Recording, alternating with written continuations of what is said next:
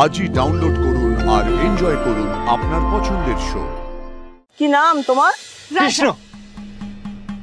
তুমি মাঠে চাষবাস করো কি করে? পারো চাষবাস? পারেন, উনি চাষে খুব পটু। আচ্ছা, আলাপ করিয়ে দিই। এই হচ্ছে আমার মেয়ে অনুশ্রী, আর এরা হলো গৌরী, গৌরীর স্বামী রাজা, আর ওর দেওর কি জানো না। জাদুকর আমার প্রেস্টিজটা পুরো পাংচার করে দিল। শোন মা, ওরা আমার সঙ্গে এসেছে, এখানে থাকবে, মাঠে কাজকর্ম করবে। তুই অত শিখে বল ওদের থাকার জায়গা করে দিতে। যা। আপনাদের কি সুন্দর দেখাচ্ছে, আপনারা আমাদের জন্য এত কিছু করছেন। অনুশ্রী, অনুশ্রী, তোমাকে দেখে আমার চোখটা জুড়িয়ে গেল। কি কথা হচ্ছে এখানে? না না, মানে ওই আসলে ওই সকলকে আপন করে নিতে যাস না অনু, অপরিচিতদের থেকে দূরে থাক। ও, তোমরাই তাহলে এসেছো দাদার সাথে? কি নাম তোমার?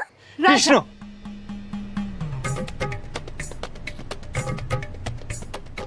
কি হলো, তোমরা দুজনে দুটো আলাদা নাম বললে কেন?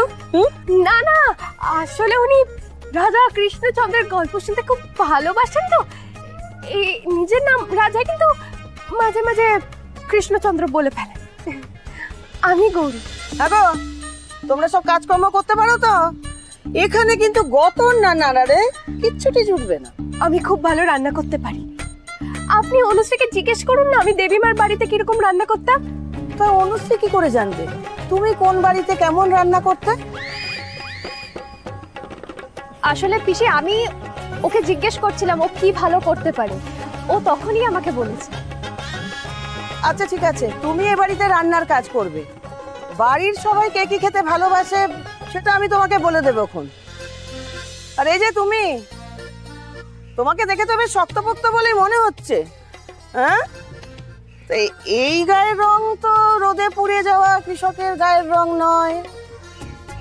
তুমি মাঠে চাষবাস করো কি করে? পারো চাষবাস? পারেন, উনি চাষে খুব পটু, উনি অনেক পরিশ্রম করেন। প্রতিদিন স্যুট টাই পরে এসি অফিসে বসা ভাইদা নাকি মাঠে চাষ করে। এই তুমি বললে কেন আমি চাষ করতে পারি? আমি তো এসব চাষবাস কিছুই পারি না। ছোট স্যার, উনি যদি জানতে পারেন যে আপনি কিছুই পারেন না, তাহলে উনি আরো সন্দেহ করবেন। এই এই, তোমরা কানে কানে কি কথা বলছো? শোনো, যা কথা বলার জোরে জোরে সবার সামনে বলবে, বুঝেছো? না না, আসলে উনি খুব খুশি হয়েছেন যে উনি এখানে এসেও চাষের কাজ করতে পারবেন।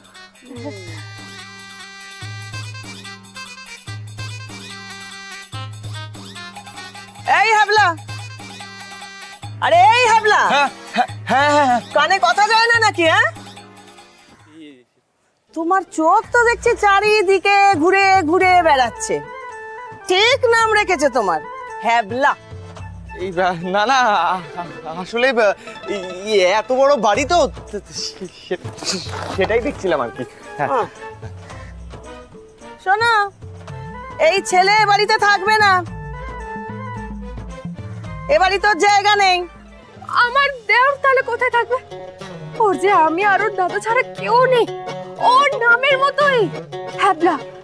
আপনি বুঝতে পারছেন তো? গোয়াল ঘরে।